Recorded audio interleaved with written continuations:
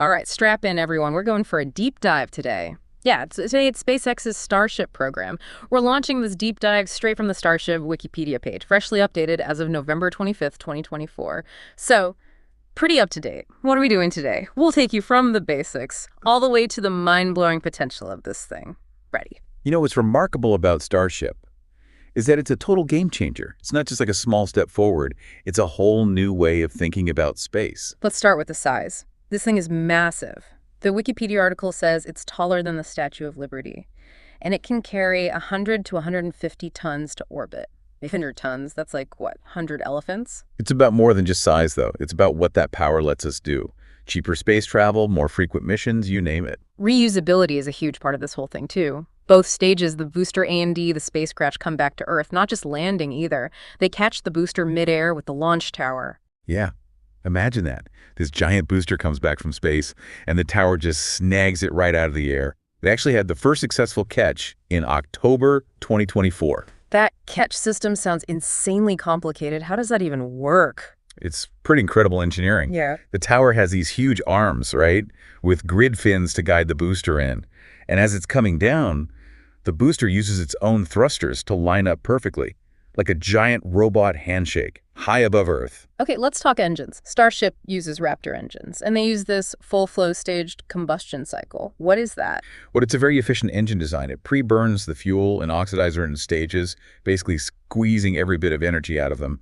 Complex process, sure, but it's powerful and saves fuel. So it's not just brute force, it's efficient too. That's got to be important for deep space missions. You got it.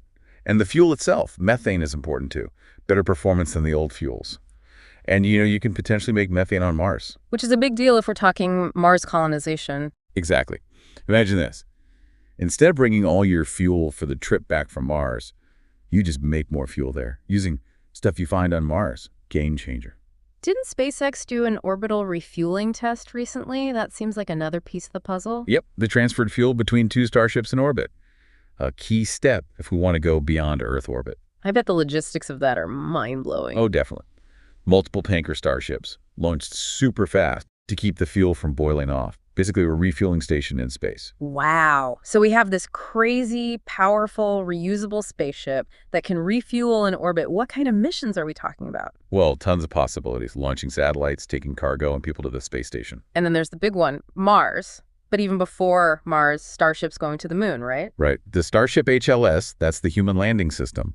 It'll be taking astronauts and cargo to the moon for Artemis III. The article says it can land 100 tons of cargo on the moon. That's insane. Imagine what we can build with that. Yeah, opens up a whole new world of lunar possibilities.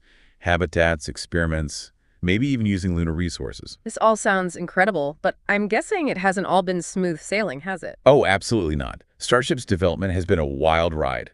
Huge achievements and some serious setbacks along the way. Explosions, regulations, and constant tweaking and improving. Sounds like we're heading into the next chapter of our deep dive, the development saga of Starship. We'll save that for part 2, though. It's a story you won't want to miss. Yeah, SpaceX hasn't exactly played it safe with Starship's development. Not at all. This wasn't some secret project tucked away. More like build it, test it, break it, fix it, repeat. Exactly. Iterative design, not the usual slow, careful aerospace way. SpaceX has been really open about the testing, too, even when things went, well, explosively wrong. Oh, yeah, those early hops, little jumps up and down. Seemed basic at the time. Guess it was all about gathering data. Crucial data, yeah. Think about SN8 back in 2020. Got up to 12.5 kilometers, did the belly flop, then tried to land. The landing didn't quite work, but the data was gold. I remember watching that live stream. Spectacular explosion. Even though it blew up, it was kind of awesome. And that's the point. They're not afraid to fail. They see failure as part of the process. Every test, good or bad, gives you info to improve. Fail fast, learn, and keep iterating. Like that move fast and break things idea in tech, but with rockets. It's definitely a different mindset, and it's working. Look how far they've come in a few years. Hops to full Starship landing, catching the booster, even orbital refueling. A total roller coaster, that's for sure. But they've got the whole world watching now. Feels like Starship brought back that space excitement. And it's not just the public. Starship's kicked off some serious competition. Oh yeah, the space race is heating up again. China's building their own super heavy rocket, probably taking notes from Starship. And Blue Origin, with New Glenn, they're looking at reusability too.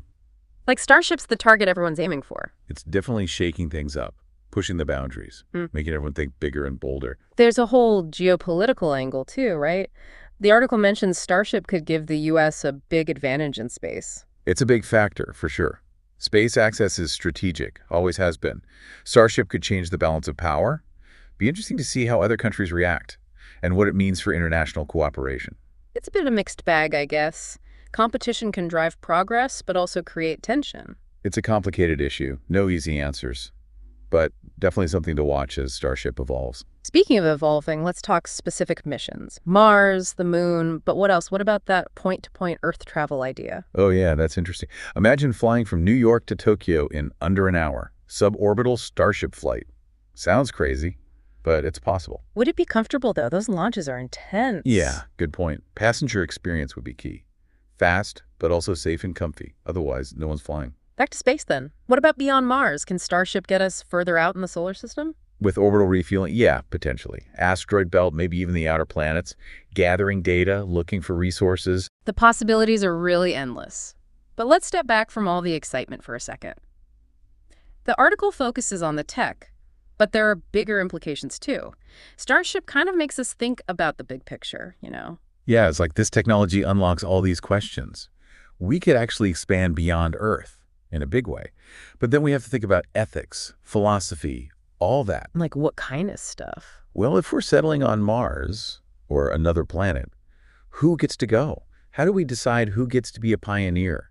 And what kind of society are we building there? Do we just copy Earth or try something totally new?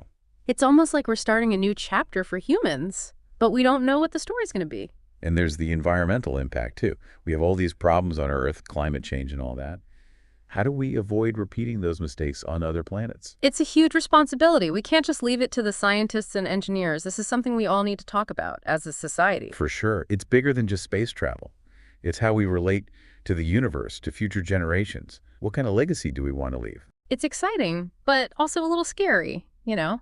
I think that's why Starship is so interesting. It makes us think beyond our limits, dream bigger, and ask those really big questions about who we are, where we're going. It's a journey of exploration, not just of space, but ourselves. And we're just getting started. So what now? For our listeners, where do they go from here? How can they learn more, maybe even get involved in this future? There's a lot of information out there, online, libraries. Dig deeper into the stuff we talked about today.